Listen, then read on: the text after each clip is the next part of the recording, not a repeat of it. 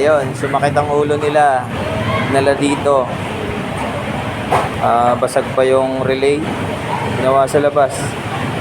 Basag yung relay. Nagkapalit yung relay ng charging tsaka starter. Ayan. Kaya nagkaroon ng error 46.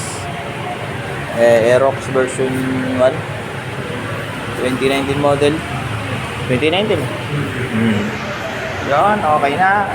Nahuli rin natin. Nakakuha natin yung history. Muntik ng mapagastos si sir. 9.9 ang gastos. Pero okay naman na. Yun lang. Aerox siya. Yan. Ginawa sa labas. Nag-error. So, check engine siya kanina. Ngayon, goods na siya. Ayan.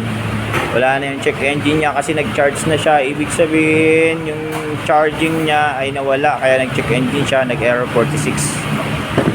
Ayun lang. Sige, bye-bye. Salamat.